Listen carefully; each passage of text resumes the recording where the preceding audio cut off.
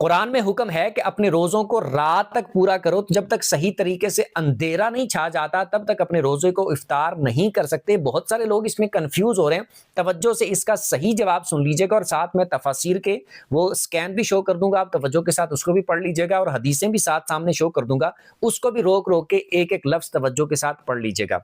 ये बात याद रखें, अगर हम अपने एतबार से बात करें ना कि मैं सुबह किसको कहता हूं, मैं दिन किसको कहता हूं, मैं शाम किसको कहता हूं, हम रात किसको कहते हैं, अपने इलाके के एतबार से, अपने लोगों के एतबार से, तो इसकी वो वैल्यू नहीं है। इसको यहां पर फिट नहीं करेंगे।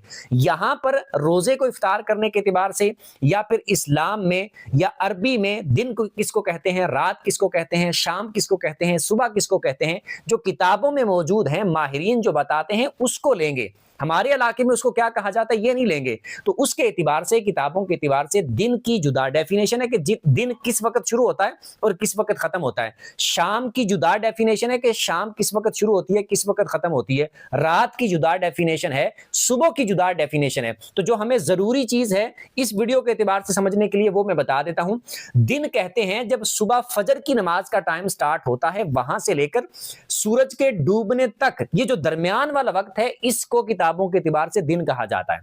और रात कहते हैं जैसे ही सूरज डूब जाता है यहां से रात स्टार्ट हो जाती है और सुबह फजर की नमाज का टाइम स्टार्ट होने से पहले तक ये जो पूरा वक्त है इसको रात कहते हैं। और शाम की बात की जाए तो शाम हमारे यहां समझते हैं जैसे थोड़ा थोड़ा अंधेरा शुरू हो गया या मगरिब की नमाज का टाइम हो गया तो समझते हैं कि शायद शाम हो गई है, इसको हम शाम कहते हैं।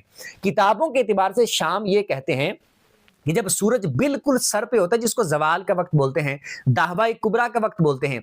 जैसे ही दाहवाए कुबरा का वक्त, जवाल का वक्त खत्म होता है और सूरज ढलना शुरू होता है आहिस्ता आहिस्ता और जोहर की नमाज का टाइम स्टार्ट होता है, उस वक्त वहां से लेकर सूरज के डूबने से पहले तक ये जो दरमियान में जितना वक्त है इसको किताबों के एतबार से शाम कहते हैं।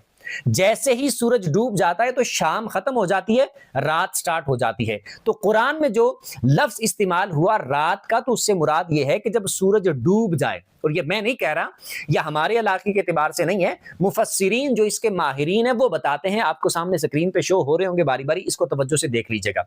तफासिर में बाकायदा तौर पर इस लफ्ज की वजाहत मौजूद है कि रात से मुराद क्या है, सूरज का डूब जाना मुराद है। और अलहदा से वाज़े तौर पर अहादीस मौजूद है जिनमें तफसील मौजूद है कि नबी पाक अलैहिस्सलाम मगरिब की नमाज अदा करने से पहले रोजे को इफ्तार किया करते थे।